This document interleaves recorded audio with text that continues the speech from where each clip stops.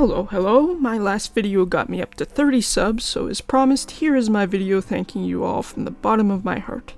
Thank you so much for 30 subs, and I hope we can get even further at some point.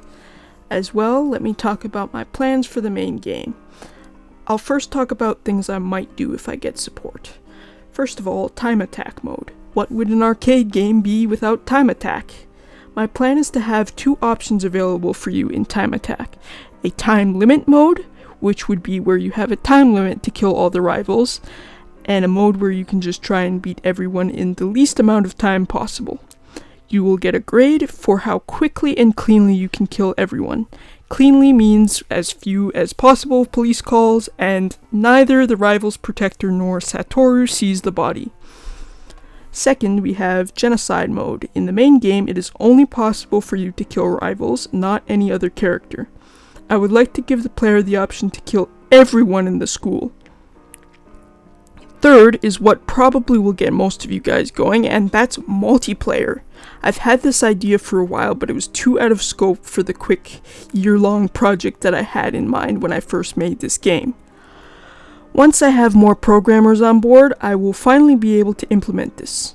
But who will you be playing as? Well, at the end of the game, a certain character will be pushed to murder if you choose to kill all the rivals. You may also remember that there's a sixth rival named Hideko that is in love with Suki and wants to kill Satoru. In multiplayer, you will be able to play with up to 3 characters: Suki, Hideko, and Redacted. This will be a duel to the death in which Suki has to eliminate Hikari, Satoru's sister, while Hideko is trying to eliminate Satoru, while Redacted is trying to eliminate Suki. Whoever kills their target first will win multiplayer mode. Ideally, I'd like this to be online, but if I do this next thing, I may include couch co-op. Fourth is multi-platform support. Right now I can only do PC, Mac, and browser support, but I want this game to be available to as many people as possible, so with some support, I plan to release to Google Play Store, App Store, and on consoles. I also wanted to talk about some plans that I had for the full game no matter what happens. So first, more elimination methods. I would like for there to be some more support for more elimination methods. In the demo, I wanted to specifically focus on polishing the basic murder method of the knife, as well as killing and maiming through dialogue. In the future, I would like there to be weapons that require strength points, which you can get from the gym, and take away less of your sanity. This includes the axe, the rope, and the wire. There will be no ridiculous Easter eggs that reference anime, because that's out of scope and doesn't really make a lot of sense since it's in first person. However, you may have certain weapons that reference other media, like Genocide Jack's scissors from Danganronpa. If you have any other weapons you'd like to see in the game, let me know in the comments. There will also be pacifist methods like befriending and matchmaking. Gaming room functionality. The gaming room in the demo sadly doesn't do anything. It's just another place for characters to go. I'd ideally like to have some mini games in the full game that you could use to speed up time until the next time the characters move around. Now for some story stuff that's going to be happening. If some of you played the original game on itch, you may remember that there is a character named Hinagi who is best friends with Chie, the third rival. It's a very abusive relationship, however, because Chie is a clinical narcissist.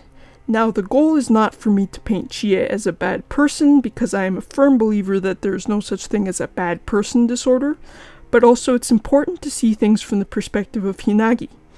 So if you choose the pacifist route for Chie, you are able to choose to get Hinagi out of the toxic relationship with Chie or start getting her to establish boundaries. In the good ending, Chie will begin to look inwards and you and Hinagi convince her to go to therapy.